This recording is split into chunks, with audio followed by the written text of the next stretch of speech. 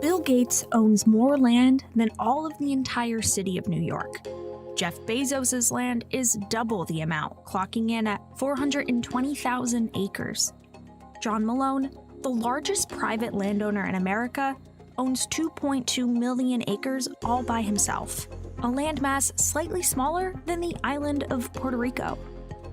America is enormous, yet 100 of the richest and largest private landowners in America own 1.86% of all the land available in the United States, the majority of their land being forests, ranches, and farmland. Some people like myself find farms beautiful and peaceful and a nice place to live. Land is only getting more valuable. In the mid-1990s, farmland was valued at less than $1,500 an acre, adjusted for inflation. By 2020, that number had grown to $3,160 an acre. It's expensive. So if somebody is desiring land, it is primarily people of wealth who can afford it. Institutional capital is growing and it's becoming a bigger piece of the market. It's about a $3 trillion asset class when you look at the whole U.S. However, not everyone is benefiting from the rise in farmland prices. It's going to continue to be harder for farmers, for beginning farmers like myself. If prices continue to go up, everything's going up. Land is critical, and it's the center of how we survive and persist as communities and as people. And farmland in the U.S. is something that we don't think about that often. So why are the ultra-wealthy investing in farmland? And what impact will it have on the agricultural industry? In 2020, Bill Gates made headlines for becoming the largest private farmland owner in the U.S. He had accumulated more than 269,000 acres of farmland across 18 states in less than a decade, shielding his purchase by buying up land through shell companies. Why? It's a good economic investment. That land has always been something that the ultra-wealthy people of real means have desired. It has great intrinsic value. Beyond that, it is a limited resource.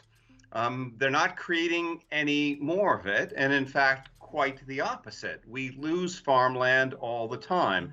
In the United States, we're losing farmland at a rate of about 2,000 acres a day. It is not only more and more important over time, but we have less and less of it. So it's an asset with increasing value. Farmland values began rising in 1988, and except for the single-year declines in 2009 and 2016, values have seen a steady increase over the years. In the mid-1990s, farmland was valued at less than $1,500 an acre. By 2020, that number had grown to $3,160 an acre. It's not correlated with the stock market and other major asset classes, and so people like that diversification. And it's been a very stable performer. If you go back to COVID, when the stock market, lost 10, 20, 30, 40% at the beginning of COVID, you don't wake up and find out that your farmland's worth 50 cents on the dollar the next day. Bill Gates is not the only one eyeing this investment. In 2011, the top 100 largest private landowners owned about 32.7 million acres of land across the United States. Today, that number has grown to over 42.1 million acres, roughly the size of Florida and Connecticut combined. His farmland grows onions, carrots, and even potatoes that are used to make McDonald's French fries. Thomas Peterfy is the 17th largest private landowner in the U.S., owning 581,000 acres. The reason I own lands in the Midwest is because these are agricultural lands, right? And that's where the farms are, right? I'm not farming in Boston. If someone is really interested in acquiring a piece of land, and with farmers, once you own one parcel, you often want to own the parcels that are adjacent to it. So if you can make those purchases quietly, it might be a far more successful way to make those purchases economically.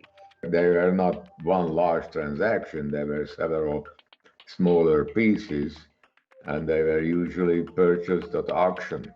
The vast majority of the land held by the largest private landowners are forests, ranches, and farmlands, located in states west of the Mississippi River, with few exceptions like Maine and Florida.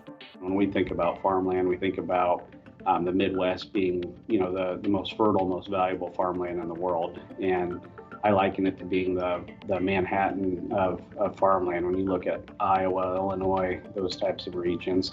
But then when you look at California and the Pacific Northwest up in Washington and Oregon and the Mississippi Delta, those are some other major regions that you'll see a lot of that major capital playing in. And that's where the agricultural productivity is.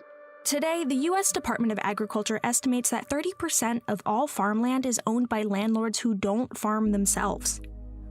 Buyers often purchase land from farmers who have owned it for decades, many of whom are asset-rich but maybe cash-poor. The way the market works is the land transitions primarily to the people who will pay the most money for it. So a lot of farmland gets purchased by non-farmers. I think many farmers would like to see their land remain in agricultural production, would like to sell it to another farmer, but the economic realities for them are typically that they've spent their life farming, their retirement, their equity is all in the land and tied up in selling land. Institutional capital is growing and it's becoming a bigger piece of the market. And it is part of that wealth transfer that's happening when you look at the demographics behind who owns farmland.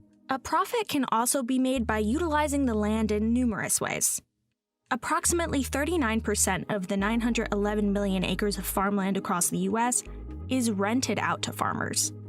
And 80% of that rented farmland is owned by landlords who don't farm themselves. For a lot of non-farmers who purchase property, they may then hire somebody to farm the property for them. They may lease the property to be farmed by others. And leasing is actually often a very good strategy for farmers if it's a well-structured lease. What we're seeing right now on Midwest cropland cap rates, it's close to 2.5 right now. And so, you go buy a farm and you put that cash rental lease in place, you're going to be looking at about a 2.5% return on your capital. In some cases, there are tax incentives that incentivize landowners to have farming occurring on their land. And that is giving them a tax break essentially for the work that the farmers who are leasing from them are doing. But it can, in some cases, mean that the farmers get a break on the lease price as well. The involvement of private landowners has had a significant impact on farmers in the United States. Some argue in its support, suggesting that the process of leasing farmlands has given new opportunities for farmers who wouldn't normally be able to afford to farm. One of the biggest barriers for incoming farmers is the high cost of farmland. And one way around that is if you can have a good lease agreement with a landowner, you can farm successfully without having that initial outlay of cost. So the young farmers are just as happy to lease the land, because whether you are young or old, it's a business, right? The business of farming is becoming more and more specialized. There are the people who concern themselves with what to plant. There are the people who do the planting, who own the machines and work the machines. And then there are the people that market the produce. So in efficient farming, it's not one person that's doing the whole thing. Those who are against the idea worry that new farmers can't compete with the likes of Bill Gates when it comes to acquiring land. People are swooping in that don't even live in this community and land grabbing. They can live in California and be able to purchase property here in our city just like that. But somebody that lives here, that works here, that cuts the grass next door because that lot hasn't been cut in a year, that picks up the trash on the streets. They attempt to purchase property and they have to go through hoops and hoops and hoops. With increasing competition on land and increasing values of land, it really puts farmers in a challenging position because they are not competing against individuals with the same income as them. I pursued the purchase of a 10-acre farm here in urban Louisville a year ago this month. And the owners asked for $1.75 million, right, for the property. In urban Louisville, Kentucky, $1.75 million, right, for 10 acres. I couldn't afford that, but a developer swoops right in and is able to take that offer, that opportunity right out from under me because they could. And while leasing might sound like a good idea on paper, it often puts farmers in a tricky spot. The problem with leasing is that it really doesn't give farmers the long-term security that they need to invest in their business. If someone is saying, well, we're going to sell the land now, you have the option to stay or you could leave, that can put farmers in a really tricky spot. In some areas, the engagement of private landowners has also led to soaring housing prices and cost of living. When you look at these rural communities, there's definitely winners and losers in terms of various parts of the country. When you get into the Mississippi Delta, for instance, where they've lost a lot of the tobacco industry or the cotton industries evolved through the years, you've seen some of these towns really struggle and they've lost their industry, and that's created a lot of poverty in some areas of agriculture. The jury is out on whether private landowners are a force for good or bad for agriculture. But more farmland is expected to make its way to the market in the future. When you look at the demographics around who owns land, it's impractical to think that farmers are going to buy every acre that transitions over the next 20 years. We think in some form or fashion, about 50% of the farmland in the U.S. will turn over the next 25 years. Well, at this time, I would say that the jury is out on whether or not large purchases by the ultra wealthy is a good or a bad thing.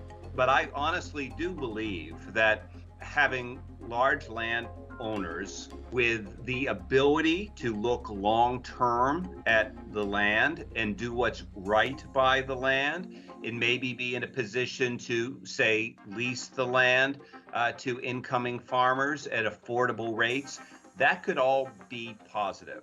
And so I'm hopeful it can be that. There are fewer and fewer farmers with every U.S. ag census, and there are a slight increase in the number of young farmers, but really at this point not enough to replace the farmers who are leaving the industry. So we need more young farmers and we really need to support them by making access to land possible.